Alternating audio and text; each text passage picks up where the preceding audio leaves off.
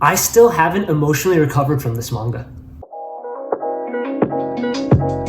Hi, welcome to my channel. I'm the Average Otaku, and today I wanted to talk about the manga Happy End Massacre. This is a manga I haven't really heard anyone talk about. I mean, it's pretty low-key to the point where there isn't even an official English translation for it. Now, I have to put out a warning that this is a pretty disturbing manga. There's a lot of violence and gore as well as other content, so it's definitely not for everyone. So Happy End Massacre was one of those manga where I read a few chapters of and then kind of forgot about it while I was waiting for more chapters to release. A couple days ago, I finally remembered to get back to reading it, and I binged all of it in 2 days, and man, it really messed me up. So this manga follows Makoto Kusakabe, who works day and night to make enough money to pay for surgery for his younger sister who's extremely ill. He's a hard worker who doesn't give up hope and lives for his sister. One day he finds out that his sister does not have long to live, so he falls into despair, asking the gods to help him out. The next day he wakes up and finds out that his sister's condition has improved and that she'll be having a life-saving surgery in a month. However, when he goes to sleep and wakes up, he finds that he's been stuck in a time loop, forced to relive the same day over and over again,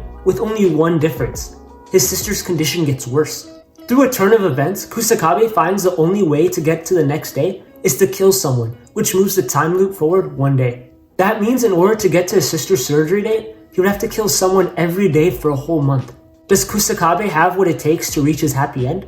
Honestly, this was a premise I really liked, because our main character is stuck in a situation where he has to do bad things and go against principles he personally stands for. I really like stories that use time loops and time travel, like All You Need Is Kill, and this was definitely a satisfying addition. I really like how the time loop aspect was more than just a gimmick. As the manga continues, you get to have a better understanding of the rules of the time loop, and you can see how the MC creatively uses it for his advantage. There's some really cool things that were done with the time loop that really surprised me. I'm not exaggerating though when I say this manga messed me up. As you can tell, this manga can get really dark, especially as we see how far the MC will go to make sure his sister recovers. It gets pretty hard to watch as we see someone who is nice and a genuinely good person transform into a terrible person for the sake of a loved one. And that's why I think this manga does really well. There are a lot of manga kind of similar to this where the MC will have to do bad things and you can see a really obvious way to avoid it.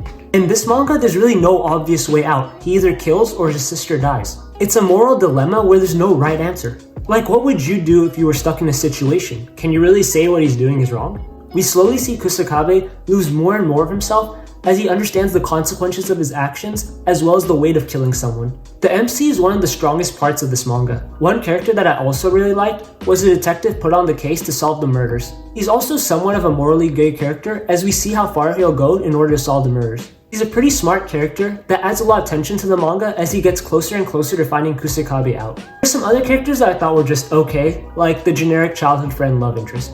There's also another character I found really cool, but I can't really say much without spoilers. I also think the art was pretty good. Like, it's nothing special, but the character designs were nice and the violence and gore were really well done. The cover arts are also pretty good at conveying the craziness of this manga.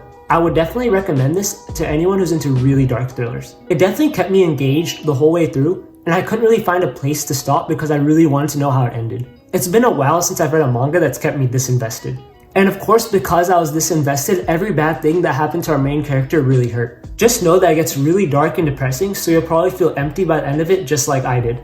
It's still a great read though if you have what it takes to get to the end. Well, that's pretty much it for my video. Thank you so much for watching. Comment below what you think of this manga, and as always, please make sure to like and subscribe for more videos like this. Thank you and bye.